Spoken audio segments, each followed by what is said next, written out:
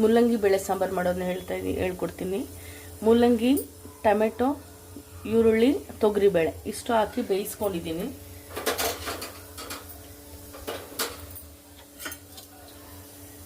ಎಲ್ಲ ಚೆನ್ನಾಗಿ ಬೆಂದಿದೆ. ಈಗ ಅದನ್ನು ಚೆನ್ನಾಗಿ ಬೇಳೆ ಟೊಮೆಟೊ ಎಲ್ಲನೂ ಈರುಳ್ಳಿ ಎಲ್ಲನೂ ಸ್ಮ್ಯಾಶ್ ಮಾಡಿಕೊಂಡು ಇಲ್ಲಿ ಒಗ್ಗರಣೆಗೆ ಎಣ್ಣೆ, ಸಾಸಿವೆ, ಜೀರಿಗೆ, ಕರಿಬೇವು ಇಷ್ಟು ಹಾಕಿ ಒಗ್ಗರಣೆ ಮಾಡ್ಕೊಂಡಿದ್ದೀನಿ.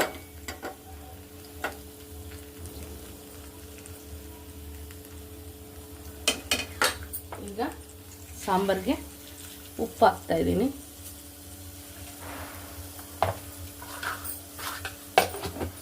Home made sambar powder 2 spoon sambar ಪುಡಿ ಹಾಕ್ತಾ ಇದ್ದೀನಿ ಸಾಂಬಾರಿಗೆ.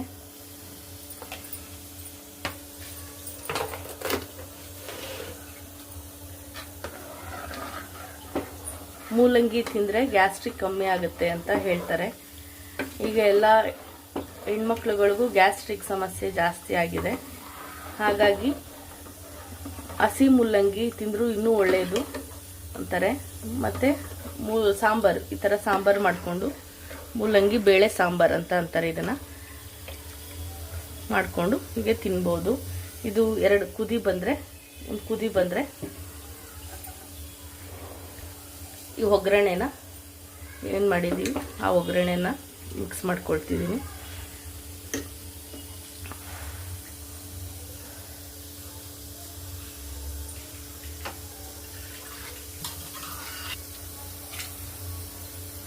ಇರೋದ್ರಿಂದ ಇದು ಅನ್ನಕ್ಕೆ ಮಿಕ್ಸ್ ಮಾಡ್ಕೊಳ್ಳೋಂಗೆ ಇರಬೇಕು. ಸಾಂಬಾರ್ ಕನ್ಸಿಸ್ಟೆನ್ಸಿಯಲ್ಲೇ ಇರಬೇಕು.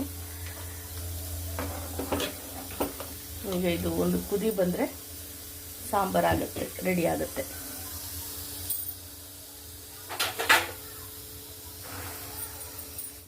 ಸಾಂಬಾರು ಕುದೀತಾ ಐತೆ.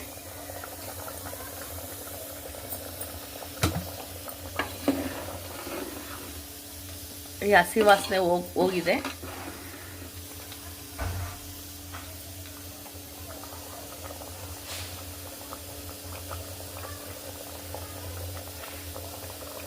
ಈಗ ಚೆನ್ನಾಗಿ ಕುದೀತಾ ಇದೆ. ಸಾರು ಆಗಿದೆ. ಆಯಿತು ನಮ್ಮ ಮೂಲಂಗಿ ಬೇಳೆ ಸಾಂಬಾರು. ಈಗ ಅನ್ನಕ್ಕೆ ಕಲಿಸ್ಕೊಂಡು ತಿನ್ನೋದು ಅಷ್ಟೇ. ಹಾಕ್ಕೊಂಡು ಅನ್ನಕ್ಕೆ ಹೀಗೆ ತುಪ್ಪ ಹಾಕ್ಕೊಂಡು